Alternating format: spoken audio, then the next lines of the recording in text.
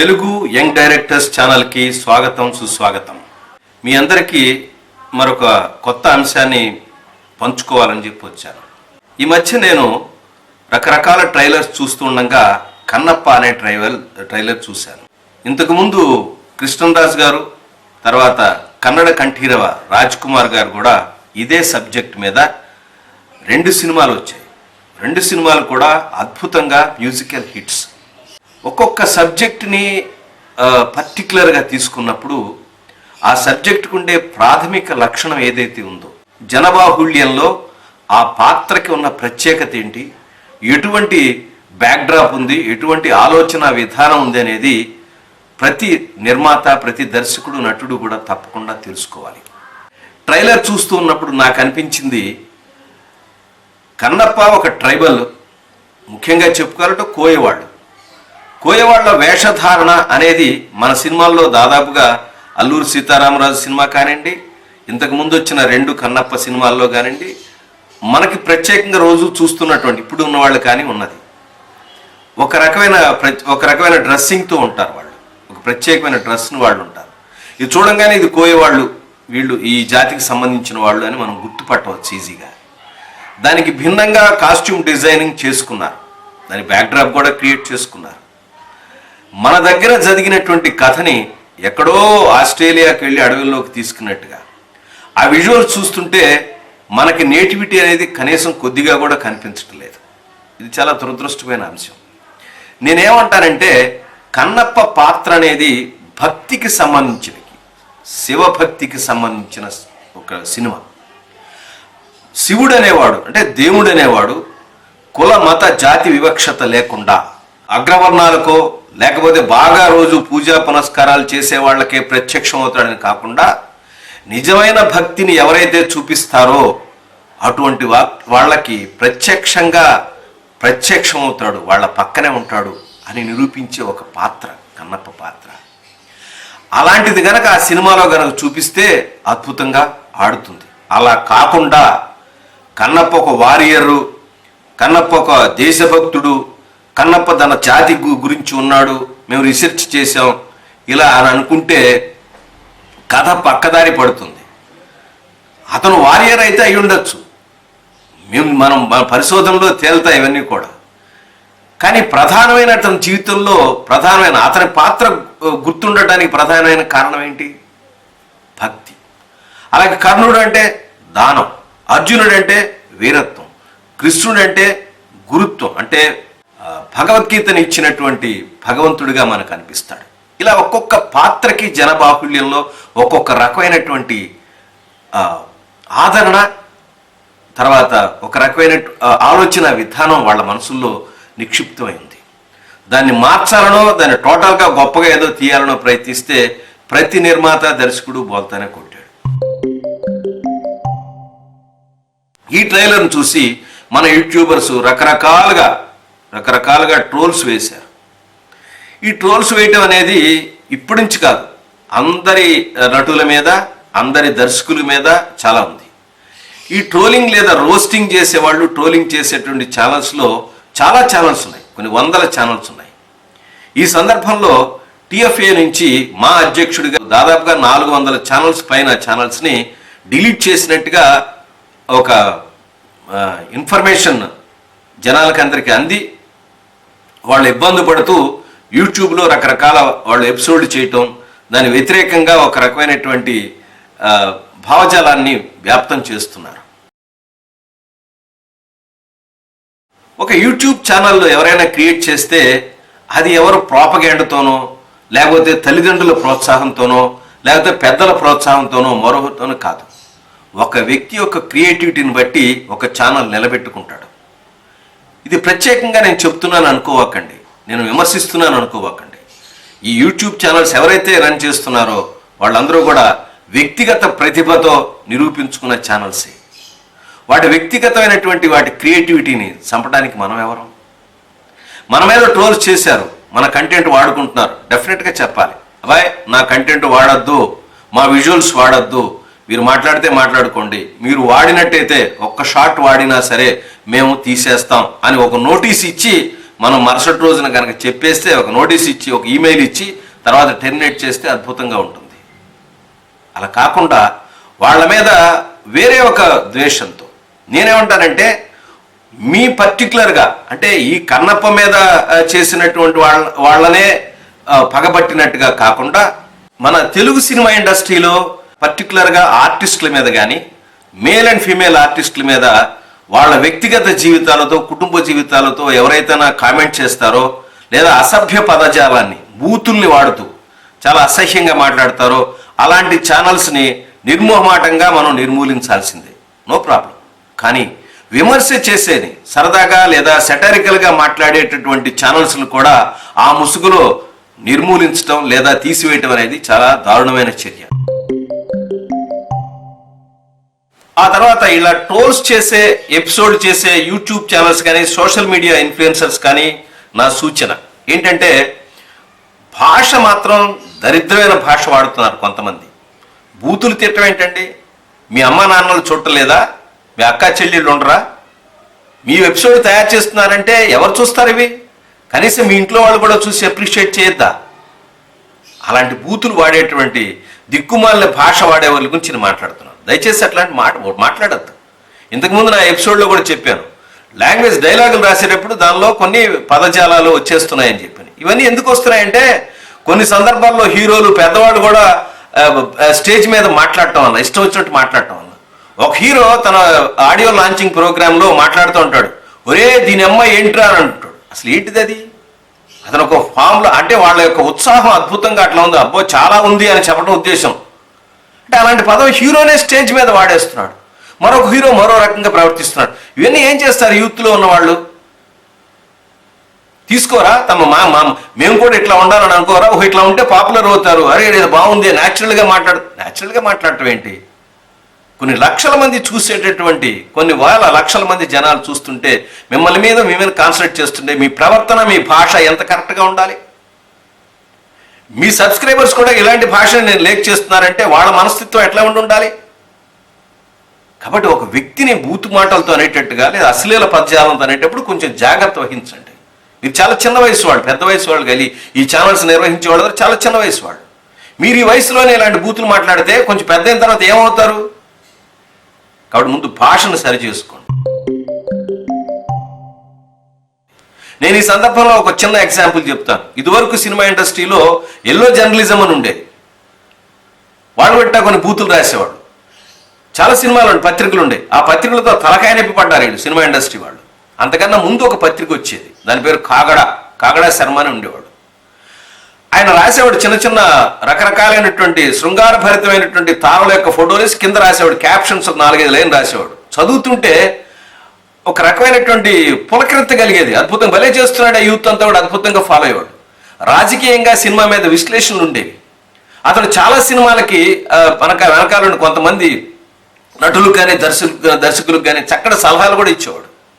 విచిత్రంగా నేను ఈ మధ్య చదివాను, కొంతమంది నటీమణులు ఆయనకు ఫోటోలు ఇచ్చి దయచేసి అటండి, రైటప్ రాయండి, నాకు పాపులారిటీ అలా కూడా ఉన్నాయి. నేను ఆ పత్రిక చాలాసార్లు ఫాలో అయిన చిన్నతనంలో. కానీ అక్కడ అసభ్యమైన పదజాలం, బూతు మాటలు ఉండేవి కాదు, శృంగారపరంగా ఉండేవి. నేను అదే అంటాను, బూతుకి దానికి తేడా తెలుసుకోండి. మనం ఏదైనా విమర్శ చేస్తున్నప్పుడు అవతలవాడు చాలా అరే ఇలాగుంది, ఇది కరెక్టే అనుకునేట్టుగా, లేదా తను తాను కరెక్ట్ చేసుకునేట్టుగా, తను తాను ఆనందం పడేటట్టుగా ఉండాలి. నొచ్చుకునేట్టుగా, బాధపడేట్టుగా, అరే ఈడేవడరా అని చెప్పి మన మీద కక్ష కట్టేట్టుగా ఉండకూడదు. దయచేసి అలాంటి వాళ్ళు ఉంటే ఈ సందర్భం నుంచైనా నెక్స్ట్ నుంచి మార్చుకోండి. యూట్యూబ్ అనే దానికి ప్రత్యేకంగా దానికి ఒక సెన్సార్షిప్ ఉంది. వాళ్ళు యూట్యూబ్ వాళ్ళు కమ్యూనిటీ గైడ్లైన్స్ ఇచ్చారు. కానీ మన లాంగ్వేజ్ గురించి వాళ్ళు తెల్లవాళ్ళు కూర్చుంటారా? మన లాంగ్వేజ్లో ఉన్న పదాలు మనకు తెలియవా? మనం సెల్ఫ్ సెన్సార్ చేసుకోవాలి. మన వ్యక్తిత్వాన్ని మనం నిరూపించుకునే ఒక ఛానల్స్ ఇవి. కాబట్టి ఇలాంటి పిచ్చి పిచ్చి మాటలు వాడి పనికిమాల చెత్తని చాలామంది సినిమాల్లో అసలు కొన్ని థంబ్నెయిల్స్ చూస్తుంటే చాలా అసహ్యం కూడా కలుగుతుంది. ఇలాంటి పోకడ్లని వెంటనే మానేసేయండి, ఈ సందర్భాన్ని తీసేయండి. పాలిష్డ్గా ఉండండి, లాంగ్వేజ్ పాలిష్డ్గా ఉండండి, చక్కగా రాయండి, అద్భుతంగా రాయండి. విమర్శ చేసుకున్న వాడు కూడా మనసులో అరే వీడు భలే వేరే ఒక యాంగిల్ ట్రచ్ చేశాడే అనుకునేట్టుగా ఉండటానికి ట్రై చేయండి. అలా కాకుండా నేను ఇలాగే ఇష్టం వచ్చినట్టు మాట్లాడతాను సార్ అని నా మీద కూడా మాట్లాడండి ఇష్టం వచ్చినట్టుగా మాట్లాడతానంటే మిమ్మల్ని చేయగలం లేదు. భగవంతుడే మాట్లాడు, భగవంతుడే చూసుకుంటాడు పైవన్నింటికి కూడా, నేను చెప్పక్కర్లా. కాలమే అంటికి సమాధానం చెప్తుంది. ఎప్పటికైనా అంతే, మితిమీరి ఎవరైతే ఉంటారో పెరుగుట విరుగుట కొరకే, ఎవరైతే మితిమీరి ప్రవర్తిస్తారో ప్రకృతి లేదా భగవంతుడు వాళ్ళని పని పడతాడు. దానికి అందుకే ఇప్పుడు వచ్చిన సమస్య మనకి. ఒక స్టేజ్కి దాటి మనం విమర్శించాం, ఒక స్టేజ్కి దాటి మన యొక్క క్రాస్ అయ్యి, ఒక లిమిట్ ఏదైతే ఉంటుందో ఆ లిమిట్ క్రాస్ అయ్యి కొంతమంది దాని మీద ప్రవర్తించారు. ఆ ప్రవర్తించినప్పుడు ఎవరో ఒక రూపంలో మన మీద ఎఫెక్ట్ పడుతుంది. అది అర్థం చేసుకోకుండా మనం మాట్లాడటం కూడా మన మూర్ఖత్వం. కాబట్టి ముందు మనని మనం సరి చేసుకుందాం, తర్వాత వాళ్ళని అందాం. ఎందుకంటున్నానంటే మనని విమర్శిస్తారు, ఎందుకంటే మన కంటెంట్ బాగుండకపోతే. నేను ఈ సందర్భంగా లాస్ట్ ఇయర్, ఇంతకుముందు 2 సంవత్సరాలు జరిగిన 2 సినిమాల ఎగ్జాంపుల్స్ మీతో నేను పంచుకుంటాను. అది ఒకటి ఆదిపురుష్. ఆదిపురుష్ సినిమా మీద రిలీజ్ అయినప్పుడు, ట్రైలర్ రిలీజ్ నుంచి సినిమా రిలీజ్ అయిన తర్వాత వచ్చే వరకు కూడా దేశవ్యాప్తంగా యూట్యూబర్స్ కానీ సోషల్ మీడియా ఇన్ఫ్లుయెన్సర్స్ కానీ ఎన్ని రకాల ట్రోలింగ్ చేశారు. ఎందుకని? వాళ్ళ క్యారెక్టరైజేషన్ బాగాలేదు, వాళ్ళ యొక్క క్యారెక్టర్ల యొక్క రూపుదిద్దిన విధానం బాగలేదు, తర్వాత వాటిని క్యారెక్టర్ ప్రజెంట్ చేసిన విధానం బాగాలేదు. ముఖ్యంగా రావణాసురుడు, రాముడు, హనుమంతుడు ఇలాంటి దైవికమైనటువంటి క్యారెక్టర్ని, మన భారతీయ క్యారెక్టర్, రామాయణంలో ఉన్న క్యారెక్టర్ మీ ఇష్టం వచ్చినట్టు డిజైన్ చేస్తారా? తర్వాత గ్రాఫిక్స్, లో క్వాలిటీ గ్రాఫిక్స్, 600 కోట్ల రూపాయలు తీసినటువంటి చిత్రంలో ఇవే గ్రాఫిక్స్ అని చెప్పి దేశవ్యాప్తంగా విపరీతమైన ట్రోలింగ్ వచ్చింది ఆ సినిమా మీద. ఆ సినిమా నిజంగా చూసినప్పుడు కూడా జనాలు అదే ఫీల్ అయ్యారు. అదే సందర్భంలో మన తెలుగు సినిమాకి సంబంధించిన ఒక సినిమా రిలీజ్ అయింది, హనుమాన్. వాళ్ళు ట్రైలర్ చూసుకుని ఎమ్మటే దానికి దీనికి కంపేర్ చేశారు. ఏమని? చూడండి, సౌత్ నుంచి వచ్చిన సినిమా, ఈ హనుమాన్ సినిమాలో ఉపయోగించిన గ్రాఫిక్స్ ఎంత క్వాలిటీతో ఉన్నాయి, క్యారెక్టర్ ఎంత అద్భుతంగా ప్రజెంట్ చేశారు అనే విషయాన్ని వాళ్ళు నెత్తికి పెట్టుకున్నారు అక్కడ. నార్త్ ఇండియాలో కూడా యూట్యూబర్స్ అందరూ కూడా, సోషల్ మీడియా ఇన్ఫ్లుయెన్సర్స్ అందరూ కూడా. వెంటనే ఈ దర్శకుడు ఏం చేశాడంటే తన సినిమాను కొద్దిగా పోస్ట్ పోన్ చేసుకుని గ్రాఫిక్స్ అన్ని కూడా మళ్ళీ పర్ఫెక్ట్గా చేసి, సబ్జెక్ట్ని పర్ఫెక్ట్గా చేసి, అద్భుతంగా చేసి మళ్ళీ సినిమా రిలీజ్ చేశాడు. ఇప్పుడు చెప్పండి, 2 సినిమాల్లో ఏది హిట్ అయింది? హనుమాన్ సూపర్ డూపర్ హిట్ అయింది. ఎందుకని? ఇంతమంది విమర్శని ఏ అంశాలు అయితే విమర్శించారో ఆ అంశాలు, విమర్శకుల యొక్క అంశాలన్నింటి కూడా తన పరిగణలో తీసుకుని తన చిత్రంలో మంచిగా వచ్చేట్టుగా తయారు చేసుకున్నాడు. ఆ పని మీరెందుకు చేయలేరు? మీరు సినిమా ట్రైలర్ రిలీజ్ చేసినప్పుడు మీ ట్రైలర్లో ఉన్న లోపాలను ఎత్తి చూపినప్పుడు, అయ్యో ఇది లోపాలు ఎత్తి చూపారే, మనం ఎట్లాగా వీటిని మనం సరి చేసుకుందామనే ఆలోచన మీకు లేకుండా నన్ను లోపాలు ఎత్తి చూపుతారా, అయితే నేను తీసేస్తానంటే ఎట్లాగా? మీరు చేసిన పని ఇంకో పని ఏంటంటే, ఏ దర్శకుడైనా, ఏ నటుడైనా, ఏ నటినైనా సరే అంటే నేను చేస్తానని అన్ని ఛానల్స్ని పీకేయాలి. కాకుండా మీరు పంపిన కొన్ని ఈమెయిల్స్లో కానీ, మీ రివర్స్లో కానీ మీరు 3 ప్రోగ్రాములు చేస్తే, అంటే 3 ఎపిసోడ్ చేస్తే ఈ కన్నప్ప మీద నేను మీకున్నటువంటి బ్యాన్ ఎత్తేస్తాను, అంటే మీ ఛానల్ మీకు ఇస్తానని అంటాం ఎంతవరకు సబబు? ఇట్లాంటి పద్ధతుల్ని ఎవరైనా ఎంకరేజ్ చేస్తారా? ఈ సందర్భంగా నేను ఒక చిన్న విషయాన్ని, ఒక చిన్న కథని మీతో పంచుకుంటాను. అదేంటో చెప్తాను. ఒక చిన్న పిట్ట కథని చెప్తాను.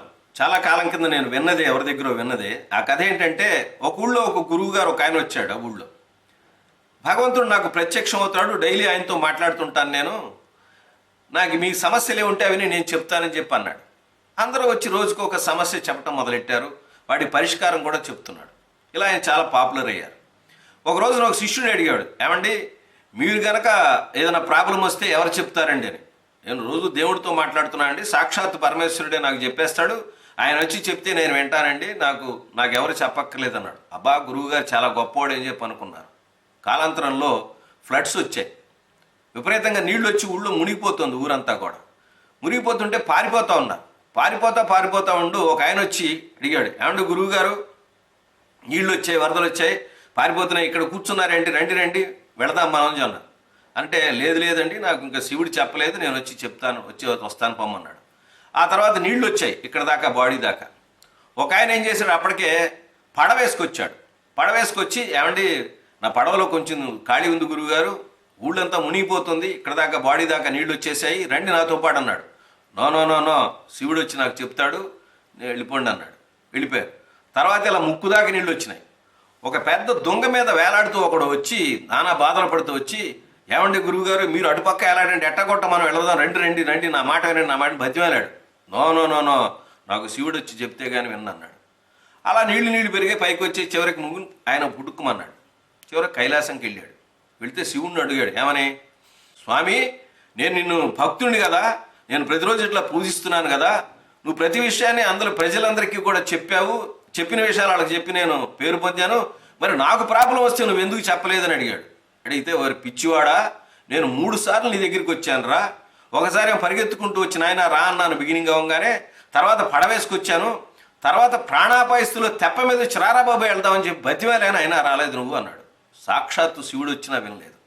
ఇప్పుడు ఈ 300 400 ఛానల్స్లో మిమ్మల్ని విమర్శిస్తున్న వాళ్ళందరూ కూడా సాక్షాత్తు శివుడే పంపించి మీ సినిమాని కరెక్ట్ చేసుకోండి, ఇంకా క్వాలిటీగా తీయండి, గ్రాఫిక్స్ క్వాలిటీ ఇవ్వండి, భక్తిభావాన్ని సినిమాలో నింపండి, కన్నప్ప క్యారెక్టర్కి న్యాయం చేయండి అని చెప్పినట్టు మీరు ఎందుకు అనుకోలేకపోయారు?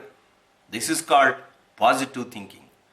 మనలో ఉన్నటువంటి అహంభావం ఏం చేస్తుందంటే మననే కళ్ళు కప్పేస్తుంది, ఆలోచనను చంపేస్తుంది. మిమ్మల్ని రిక్వెస్ట్ చేస్తున్నాను ఒకటే, మంచి సినిమా చూడాలి, మంచి సినిమాలు తీయాలి, మీరు కూడా సక్సెస్ సాధించాలి అనేటువంటి ఒక మనిషిగా నేను చెప్తున్నాను. మీ ఫాదర్కి నేను చాలా అభిమానిని. నేను మోహన్ బాబు గారి సినిమాలకు అభిమానిని. ఆయన సినిమాలు కూడా చాలా సినిమాలు అటర్ ఫ్లాప్ అయినాయి. ఆయన కూడా కథనం ఉన్నటువంటి గృహప్రవేశం సినిమాలో హిట్ కొట్టారు. అక్కడి నుంచి ఆయన అర్థం చేసుకున్నారు. కథని దాని యొక్క నడిపే విధానాన్ని కానీ, దర్శకత్వంలో కానీ, తర్వాత మ్యూజిక్లో కానీ చాలా ఇంపార్టెంట్ తీసుకోవాలని తెలుసుకుని ఆ తర్వాత ఒక్కొక్క మెట్టు ఎక్కి ఆయన కలెక్షన్ కింగ్ అయ్యారు. కథని ఎట్లా ఉండాలి, దాన్ని నడపాలి, ఎలాంటి కథలు జనాలు నచ్చుతాయి, ఎలా ఉండాలని మర్చిపోతున్నారు. దాన్ని వదిలేసి ఇలాంటి పనికిమాలిన విషయాల మీద కాన్సన్ట్రేట్ చేయటం వల్లే మీ సినిమాలు అటర్ ఫ్లాప్ అవుతున్నాయి. భగవంతుడు ఈ సినిమా ద్వారా అన్న మిమ్మల్ని జ్ఞాపకం చేస్తున్నాడు, దయచేసి మీరు మార్చుకోమని. ఇలా మార్చుకోకపోతే ప్రపంచంలో మనం సక్సెస్ కాలేము. అది 100 కాదు, 150 కాదు, 600 కాదు, 700 కాదు. ఏ హీరో నటించినా, ఎంతమంది హీరోలు నటించినా కాన్సెప్ట్ కనుక డైవర్ట్ అయితే, అంటే ఇలాంటి కాన్సెప్టు, రాముడు అంటే ఏకపత్ని వ్రతుడు, ధర్మాన్ని అనుసరించినవాడు, అలా కాకుండా ఏది చెప్పినా చూడరు. హనుమంతుడు అంటే భక్తుడు, ఆయన పిలిస్తే పలికేవాడు అని చూపిస్తేనే చూస్తారు, కాకుండా చూపిస్తే ఏమెవరు. రెండవది, కాబట్టి పాత్రల యొక్క మనోభావాలని, సమాజంలో వాటికి ఉన్నటువంటి పేరు ప్రతిష్టల్ని గుర్తించి మనం క్రియేట్ చేయాలనే విషయాన్ని దయచేసి గుర్తుపెట్టుకోండి. ఈ సందర్భంలో యూట్యూబ్ వర్సెస్ మీకు వచ్చినటువంటి, మంచు విష్ణుకి వచ్చినటువంటి యూట్యూబ్ వర్సెస్ మంచు విష్ణు అని ఎక్కడ చూసినా యూట్యూబ్లో కొడితే ఇవే వస్తుంది, సోషల్ మీడియాలో వస్తుంది. కారణం ఏంటి? మీరు వ్యక్తిగతంగా తీసుకున్నారు. ఇది సమాజ హితం కోసం అందరి సినిమాలకి గురించి మీరు ప్రత్యేకంగా చేయలేదు. దానిలో మీరు చేసినటువంటి కార్యక్రమం బయటపడింది. కాబట్టి ఇలాంటి విధానాలని కట్టిపెట్టండి. దయచేసి వాళ్ళ విమర్శలని తీసుకోండి. ఏవైతే బూతులు వాడారో అట్లాంటి అసభ్య పదజాలాన్ని వాడి తర్వాత స్త్రీలని, చిన్నపిల్లల్ని ఎలా అయితే కించపరిచారో అలాంటి ఛానల్స్ని టెర్మినేట్ చేసి కేవలం విమర్శించినటువంటి ఛానల్స్ని ఏమన్నా వదిలేసేయండి. విమర్శ ఎప్పుడూ కూడా మనని మనం సరిచేసుకోవడానికి ఉపయోగపడుతుంది. దయచేసి నేను చెప్పిన అంశాన్ని అర్థం చేసుకుంటారని, మంచి సినిమాని తీయాలని, కన్నప్ప ఒక సూపర్ హిట్ సినిమా కావాలనేటువంటి ఉద్దేశంతో మేము అంటున్నామని, అలాగే మీరు ఆ సినిమా రిలీజ్ అయిన తర్వాత ఎవరైతే ఇలా వెక్కిరించారో, అరే అద్భుతమైన సినిమా తీశారా, ఈ సినిమా గురించి మేము మాట్లాడింది అనేటువంటి వాళ్ళు న్యూనతా భావంతో దిగిపోవాలి. అటువంటి భావం వాళ్ళలో కలిగేటట్టుగా మీరు సినిమాని నిర్మించాలనేటువంటి ఒక చిన్నటువంటి సూచన చేస్తూ నమస్కారం. మళ్ళీ కొత్త విషయంతో మళ్ళీ మీ ముందుకు వస్తాను.